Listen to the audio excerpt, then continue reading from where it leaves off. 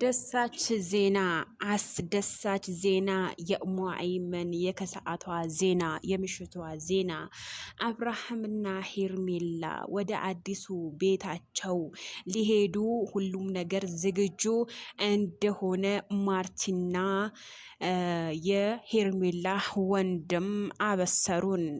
ሰላም ጤና ይስጥልን። በመላው ዓለም ለምትገኙ የኡሙ አይመን ቤተሰቦች ሰላም ፍቅር አብዝቼ ለእናንተ ተመኘሁኝ። ለቤቴ አዲስ ከሆናችሁ ላይክ፣ ሼር፣ ሰብስክራይብ ማድረግ እንዳትረሱ ብዬ በዚሁ አጋጣሚ ውዶችዬ ሀሳብ አስተያየታችሁ ስህተተኛ ከሆንኩኝ ኮሜንት ስር ሀሳብ አስተያየታችሁ እጠብቃለሁኝ። እጅግ በጣም ደስ የሚለው ነገር በዚሁ አጋጣሚ ላበስራችሁ አብርሽና ሄርሜላ ወደ አዲሱ ቤት ሊሄዱ ዝግጅታቸውን ጨርሰዋል ተብሏል።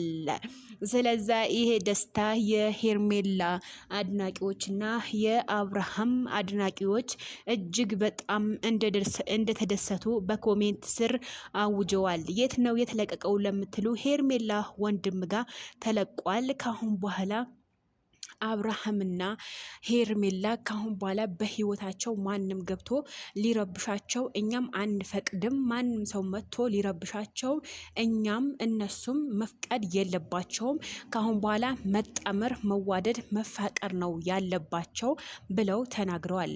እኛም በጣም ደስ ብሎናል በዚህ ሀሳብ። እኔ ደግሞ 100% እስማማለሁኝ። ከሰው እንዲርቁና ከሰዎች ርቀው የራሳቸውን ህይወት እንዲመሩ በዚሁ አጋጣሚ መናገር ወደድኩኝ። ከምሬ ነው የምላችሁ። አንድ ሰው ወደድክም ጠላክም ከአንድ ሰው ጋር መኖር ነው ያለበት።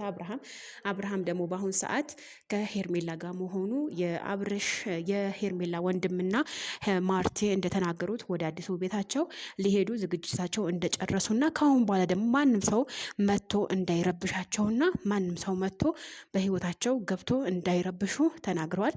ስለዛ ማን ነው የመረጠው? ወደ ሄርሜላ ገብቷል። ወደ ሄርሜላ እጅ ገብቷል። አብርሽ ሙሉ ጤናውን ተመልሰውለታል። በጣም ደስ ብሎናል። የአብዛኞቻቸው ደስታ ነው። እኛም ደግሞ እጅግ በጣም ደስ ብሎናል። የእሱ ደስታ እና ደግሞ የእሱ ስቃይ ማብቃቱ በጣም ደስ ብሎናል። ለሩታ ደግሞ አዝኛለሁ። ሩታ እንደዚህ መሆን አልነበረባትም፣ መከፈት አልነበረባትም። መደሰት ነው ያለባት። የልጁ እናት ናት። ግን ቢሆንም ያው መጀመሪያ ስህተት ስላደረገች በዚህ ተቀጣለች ማለት ነው። በሌላ ቪዲዮ እመጣለሁ።